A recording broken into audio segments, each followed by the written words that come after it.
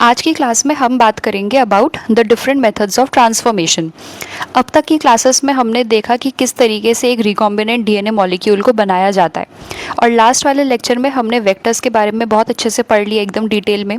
तो आज की क्लास में हम देखेंगे कि इतनी मेहनत से बनाए हुए रिकॉम्बिनेंट डीएनए मॉलिक्यूल को हम किस तरीके से किसी होस्ट ऑर्गेनिज्म के अंदर ट्रांसफ़र कर सकते हैं। तो देखो, हमारा जो सेल मेम्ब्रेन होता है उसका नेचर कैसा होता है? हाइड्रोफोबिक। क्यों? क्योंकि इसके पास प्रेजेंट होते हैं दो लिपिड के लेयर्स, इसीलिए इसको लिपिड बाइलेयर कहते हैं। हमारा सेल का मेम्ब्रेन कैसा होता है? लिपिड बाइलेयर होता है उसमें। अब इस लिपिड की दो लेयर की वजह से मेम्ब्रेन का नेचर हो जाता है हाइड्रोफोबिक, यानी कि ये हो जाता है नॉन पोलर। अब हमारा जो डीएनए है वो होता है हाइड्रोफिलिक। डीएनए किस चीज़ से बना होता है? एक नाइट्रोजनस बेस होता है, एक राइबोस शुगर होता है, और साथ में एक फॉस्फेट ग्रुप होता है।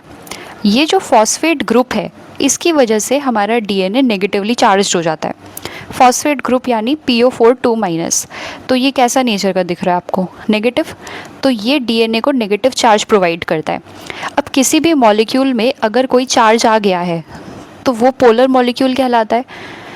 और पोलैरिटी मतलब क्या? कि वो हाइड्रोफिलिक नेचर का है, और हमें पता है कि लाइक डिसॉल्व्स लाइक। तो डीएनए, हमें इतना तो पता चल गया कि डीएनए हमारे सेल मेम्ब्रेन को डायरेक्टली क्रॉस नहीं कर सकता, क्योंकि डीएनए होता है हाइड्रोफिलिक और मेम्ब्रेन होता है हाइड्रोफोबिक। तो हमें मेम्ब्रेन को ही कुछ करना होगा। डीएनए को तो हमने बचा के रखा है, इतनी मेहनत से रिकॉम्बिनेंट डीएनए बनाया है, और अब हम डीएनए को कुछ नहीं कर सकते।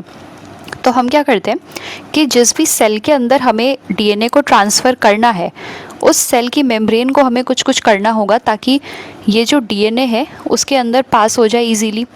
वैसे तो ये पास नहीं हो पाएगा, क्योंकि डीएनए है हाइड्रोफिलिक यानी कि वाटर लविंग, जो पानी में डिज़ोल्व हो जाए, और मेम्ब्रेन कैसा है? हाइड्रोफोबिक है, यानी कि ये पानी में डिज़ोल्व नहीं होगा। तो इसके लिए हमें सेल को कॉम्पिटेंट बनाना होता है, यानी कि जिस भी सेल के अंदर हम हमारे डीएनए को ट्रांसफ़र करना चाहते हैं उसके पास एबिलिटी होनी चाहिए कि वो रिकॉम्बिनेंट डीएनए मॉलिक्यूल को अपने अंदर ले सके। इसी प्रॉपर्टी को कहते हैं कॉम्पिटेंस। तो क्या कहा मैंने कि जो एबिलिटी होती है होस्ट सेल की to take up the recombinant DNA molecule, this is called competence. तो हमें होस्ट सेल को कॉम्पिटेंट बनाना होगा। अब होस्ट सेल को कॉम्पिटेंट बनाने के लिए हमारे पास 4 मेथड्स हैं जिन्हें हमें पढ़ना है। एक एक 2-2 लाइन दी हुई है आपके बुक में, आपको बस उतना ही पढ़ना है। तो ये 4 मेथड्स क्या क्या है? फर्स्ट है heat shock, most widely used method. दूसरा है माइक्रो इंजेक्शन। तीसरा है बायोलिस्टिक्स या फिर जीन गन। और चौथा है डिसआर्म पैथोजन वेक्टर्स। अगर आपने लास्ट वाली लेक्चर देखी होगी तो उस वीडियो में हमने इसके बारे में बात करी है, फिर से बात कर लेंगे। लेकिन अगर आपने वो वाली लेक्चर देख रखी है तो आपको ये समझने में थोड़ा ईजी होगा। तो 1 बाय 1 सारे मेथड्स को एक बार देखते हैं कि कैसे किया जाता है ये। सबसे पहले देखो हीट शॉक मेथड। अच्छा, कुछ भी लिखने के पहले या फिर कोई भी नोट्स बनाने के पहले मैं आपसे बस इतना कहूँगी कि आप अपनी बुक लेकर के बैठो और एक हाइलाइटर या फिर कोई भी पेन लेकर के बैठो। जहाँ जहाँ मैं आपको हाईलाइट करने के लिए बोलूँगी आप उसको हाईलाइट करते हुए चलिए। तो आपको कोई नोट्स बनाने की एज सच रिक्वायरमेंट नहीं होगी, क्योंकि आपके एनसीईआरटी में ही सारे नोट्स दिए हुए हैं। तो चलो पढ़ते हैं about the heat shock method. Since DNA is a hydrophilic molecule, DNA कैसा है? हाइड्रोफिलिक मॉलिक्यूल है। It can not pass through the cell membrane, अभी अभी हम देख कर आए हैं, क्योंकि लाइक डिजॉल्व्स लाइक, और मेम्ब्रेन होती है हाइड्रोफोबिक, डीएनए होता है हाइड्रोफिलिक। आगे देखो, in order to force bacteria to take up the plasmid, यहाँ पर जो बैक्टीरिया की बात हो रही है ये होस्ट ऑर्गेनिज्म है। मोस्टली हम होस्ट के फॉर्म में किसको यूज़ करते हैं? बैक्टीरिया को। तो in order to force bacteria to take up the plasmid, the bacterial cells must first be made competent to take up DNA. और कॉम्पिटेंट हमने अभी क्या देखा? कॉम्पिटेंट यानी कि ability of the host cell to take up the DNA. This is done by treating them with a specific concentration of a divalent cation. Divalent cation मतलब क्या? जैसे कैल्शियम, कैल्शियम आयन के पास कितना चार्ज होता है? Ca2+, Mg2+, magnesium ion. तो जिनके पास ये 2+ वाली चार्ज होती है उनको कहते हैं डाइवेलेंट कैटायन। तो यहाँ पर सबसे पहले हम क्या करते हैं कि जो भी हमारा मिक्सचर है उसे हम ट्रीट करते हैं with a divalent cation such as calcium. चलो मैं आपको एक बार डायग्राम की हेल्प से बता देती हूँ हीट शॉक मेथड, फिर देखेंगे कि बुक में क्या लिखा है। तो हम एक ऐसा ट्यूब लेते हैं, इसको बोलते हैं micro centrifuge tube, short form में इसे बोलते हैं MCT। तो इसके अंदर हम क्या डालेंगे, हमारा जो रिकॉम्बिनेंट DNA मॉलिक्यूल है यानी कि जो प्लाज्मिड है उसे डालेंगे, जिस बैक्टीरिया के अंदर हम ट्रांसफॉर्म करना चाहते हैं उसे डालेंगे। अब हम सबसे पहले इसे ट्रीट करेंगे कैल्शियम आयंस या फिर कोई भी दूसरे डाइवेलेंट कैटायन के साथ, और सबसे पहले इसे रखेंगे कुछ देर तक बर्फ़ पे। सबसे पहले हम इसे आइस में ट्रीट करेंगे। मिक्स किया आपने इस MCT में और इसको रख दिया आइस पे। सेकेंड स्टेप में क्या करना है, इसे 42 डिग्री सेल्सियस पे हम इसे हीट करेंगे कुछ देर के लिए, और वापस से इसे हम आइस पर रखेंगे। तो ये वाली जो प्रोसेस है, आइस हीट फिर आइस, इसी को कहते हैं हीट शॉक। यहाँ पर जो 42 डिग्री सेल्सियस का एक हीट शॉक दे रहे, इसी की वजह से इस प्रोसेस को बोलते हैं हीट शॉक मेथड। तो सबसे पहले हमने क्या किया, सबसे पहले हमने मिक्सचर को ट्रीट किया with a divalent cation such as calcium. इसकी वजह से क्या होगा, ये जो मेम्ब्रेन है, ये जो बैक्टीरिया की मेम्ब्रेन है जिसके अंदर हमें इंसर्ट करना है हमारे DNA को, इसमें पोर्स क्रिएट हो जाएंगे, क्योंकि पहले आपने इसे आइस पे रखा, फिर आपने इसको एकदम पूरा हीट दे दिया, वापस से आइस में रखा, तो इसकी मेम्ब्रेन में कुछ पोर्स यानी कि कुछ छेद क्रिएट हो जाते हैं, जिसके थ्रू ये वाला जो DNA है अपना रिकॉम्बिनेंट DNA, ये इसके अंदर ईजिली इंसर्ट हो सकता है। तो सबसे पहले करना है इसे कैल्शियम से ट्रीट। उसके बाद recombinant DNA can then be forced into such cells by incubating the cells with recombinant DNA on ice. तो सबसे पहले आप आइस पे उसको रखोगे, इंक्यूबेट करोगे। इंक्यूबेट करना मतलब उसको कुछ देर तक रखना, किसी कल्चर में किसी चीज़ को रखना। जैसे आप आइस पे रख रहे हो, आपने ये जो पूरा मिक्सचर बनाया है इन सारी चीज़ों का, ये वाला जो मिक्सचर तैयार हुआ है, इसको आप आइस पे जितने देर रख रहे हो, इसका मतलब है इंक्यूबेट कर रहे हो, इसे इंक्यूबेशन। फिर आप इसे यहाँ पर रख रहे हो, फिर आप वापस से इसे आइस पे रख रहे हो। तो ये वाली जो प्रोसेस है, सबसे पहले आप कैल्शियम से ट्रीट करोगे, उसके बाद आइस पे रखोगे, फिर थोड़ी देर के लिए 42 डिग्रीज़ पर रखोगे, और ये 42 डिग्रीज़ पर रखने की वजह से इसको कहा जाता है हीट शॉक मेथड। और वापस से उसको and then putting them back on ice. तो पहले आइस, सबसे पहले कैल्शियम, फिर आइस, फिर 42 डिग्रीज़, फिर आइस। इससे क्या होगा, जो मेम्ब्रेन है बैक्टीरिया की जिसके अंदर हमें इस DNA को घुसाना है, इसमें पोर्स क्रिएट हो जाएंगे। देखो, the efficiency, it increases the efficiency with which DNA enters the bacterium through pores in its cell wall. तो अब ये जो DNA है ये अंदर ईजिली इंसर्ट हो सकता है। अगला मेथड देखते हैं। दूसरा मेथड जो है that is micro injection. Micro injection क्या होता है, ये है कोई एनिमल सेल। ये मेथड आप इस चीज़ को यहाँ पर ध्यान रखेंगे कि ये जो माइक्रो इंजेक्शन वाला मेथड है, इसे हम मोस्टली यूज़ करते हैं एनिमल सेल ट्रांसफॉर्मेशन के लिए। अगर हमें कोई भी जीन एनिमल सेल के अंदर ट्रांसफ़र करना है, उसके लिए हम माइक्रो इंजेक्शन को यूज़ करते हैं। इस मेथड को हम प्लांट सेल में ट्रांसफॉर्मेशन के लिए यूज़ नहीं करते हैं, इसको हम यूज़ करते हैं एनिमल सेल के लिए। तो क्वेश्चन यहाँ से आ सकता है। तो माइक्रो इंजेक्शन में क्या करते हैं, ये हो गया हमारा एनिमल सेल और ये हो गया उस सेल का न्यूक्लियस।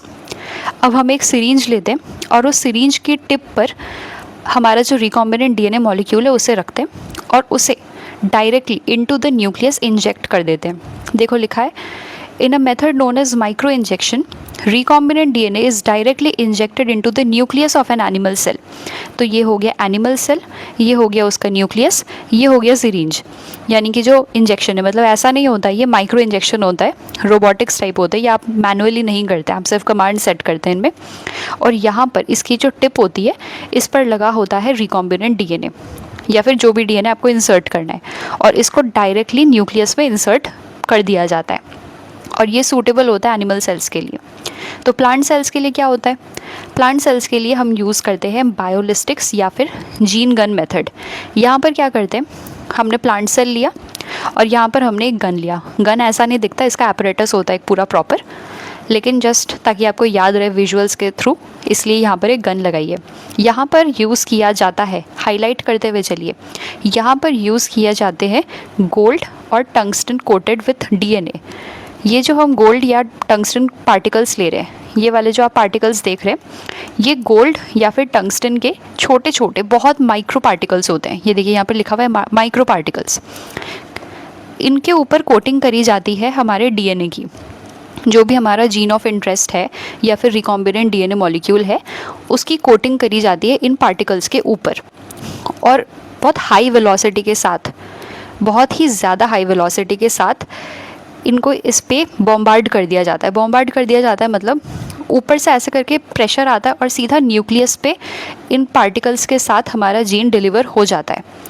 और ये मेथड हम यूज़ करते हैं फॉर द प्लांट सेल्स। तो देखो क्या लिखा है, in another method suitable for plants cells are bombarded with high velocity micro particles of gold और tungsten coated with DNA in a method known as biolistics और gene gun. तो यहाँ पर हम एक gene gun type machine use कर रहे हैं। ये गन ऐसा नहीं दिखता है, हम एक gene gun type machine use कर रहे हैं जिसमें हम गोल्ड या फिर टंगस्टन के माइक्रो पार्टिकल्स यूज़ करते हैं। जैसे बुलेट होती है, पहले के ज़माने में होता था ना, कोई भी तीर होती थी तो उसके ऊपर थोड़ा सा पॉइजन डाल देते थे और जब जिसको भी वो तीर लगती थी तो वो मर जाता था। तो यहाँ पर क्या करते हैं, ये इनके बुलेट कौन से, इनके माइक्रो पार्टिकल्स ऑफ गोल्ड और टंगस्टन, और इन पर जो कोटिंग है वो है रिकॉम्बिनेंट डीएनए की। अब इनको इतने हाई वेलोसिटी से इनको इंसर्ट किया जाता है इसके ऊपर कि वो एकदम सीधा न्यूक्लियस पे जाकर ये गोल्ड पार्टिकल के साथ डीएनए इंसर्ट हो जाता है। तो ये हुआ बायोलिस्टिक्स और जीन गन वाला मेथड, और ये सूटेबल होता है प्लांट सेल के लिए। इसके पहले हमने ये वाला जो देखा था माइक्रो इंजेक्शन, ये एनिमल सेल के लिए है, और जो बायोलिस्टिक्स या जीन गन है this is suitable for plant cells. जो लास्ट मेथड हमें जो पढ़ना है वो होता है disarmed pathogen vector. Disarmed pathogen vector यानी कि जो भी डिजीज़ कॉजिंग जीन्स होती है, जैसे हमने यहाँ पर ये वायरस लिया, मान लेते हैं ये है हमारा वेक्टर। अब इसका जो जेनेटिक मटेरियल है इसमें हम क्या करेंगे, मान लेते हैं कि इतना से इतना वाला जो रीजन है इसकी वजह से कोई बीमारी होती है, या फिर कोई भी इसका जो पैथोजेनेसिस प्रॉपर्टी है जिसकी वजह से ये इन्फेक्शन कॉज कर सकता है वो इसी जीन में है। तो हम क्या करते हैं, इस वायरस से इस जीन को निकालते हैं और यहाँ से जो जीन इन्फेक्शन कॉज करती है उसको निकाल करके रिमूव कर देते हैं, और यहाँ पर हम डाल देते हैं अपना रिकॉम्बिनेंट डीएनए। तो जो भी विरुलेंस वाली जीन्स है जिनसे इन्फेक्शन हो सकती है, या फिर जो भी पैथोजेनेसिस कॉजिंग जीन्स होती है जिसकी वजह से इन्फेक्शन या डिजीज़ हो सकता है, उसको हटा दिया जाता है और अपना जो रिकॉम्बिनेंट डीएनए है उसको इंसर्ट कर दिया जाता है। फिर इस वायरस को अलाउ किया जाता है कोई भी होस्ट सेल के अंदर इन्फेक्ट करने के लिए, क्योंकि वायरस है तो वो जाएगा और अपना मल्टीप्लिकेशन करेगा किसी भी सेल के अंदर जाके, बैक्टीरिया के अंदर जाके। तो जस्ट फॉर एन एग्जाम्पल हम यूज़ कर सकते हैं वायरस को भी, हम बैक्टीरिया को भी यूज़ कर सकते हैं। तो ये वाला जो प्रोसेस है डिसआर्म्ड पैथोजन वेक्टर, इसके लिए हम मोस्टली वायरस या फिर बैक्टीरिया का यूज़ करते हैं, जिसमें जो भी डिजीज़ कॉजिंग जीन्स है उनको रिमूव कर दिया जाता है और फिर इनको अलाउ किया जाता है ग्रो करने के लिए। तो डिसआर्म्ड क्यों बोल रहे हैं, क्योंकि हमने इनके हथियार छीन लिए जिससे ये इन्फेक्शन कॉज कर रहे थे। पैथोजन है ही, और ये वेक्टर की तरह भी काम करेंगे क्योंकि ये ट्रांसफ़र करेंगे हमारे रिकॉम्बिनेंट डीएनए मॉलिक्यूल को। तो देखो यहाँ पर आपको क्या इंपॉर्टेंट मार्क करना है। Last method uses disarmed pathogen vectors which when allowed to infect the cell transfer the recombinant DNA into the host। यानी कि इसमें हमने हमारा DNA ऑफ इंटरेस्ट इंसर्ट कर दिया। अब इस वायरस को हम अलाउ करेंगे हमारे किसी भी बैक्टीरियल सेल को इन्फेक्ट करने के लिए, और वहाँ पर जाकर ये वायरस रेप्लिकेशन कर सकता है। तो ये 4 मेथड पढ़ने थे हमें ट्रांसफॉर्मेशन के। सबसे पहले हमने पढ़ा इसके बारे में, हीट शॉक मेथड के बारे में। सेकंड हमने पढ़ा माइक्रो इंजेक्शन के बारे में। थर्ड हमने पढ़ा बायोलिस्टिक्स और जीन गन, और फोर्थ हमने पढ़ा डिसआर्म्ड पैथोजन वेक्टर्स के बारे में। यही 4 मेथड के बारे में आपको पढ़ना था इन दी मेथड ऑफ ट्रांसफॉर्मेशन, कि हमने होस्ट को किस तरीके से कॉम्पिटेंट बनाया और जो डीएनए मॉलिक्यूल हमने तैयार करी थी उसको किस तरीके से ट्रांसफ़र किया। तो आज की क्लास में इतना ही रहने देते हैं, अगली क्लास में हम इसके आगे का पढ़ेंगे। Thank you so much.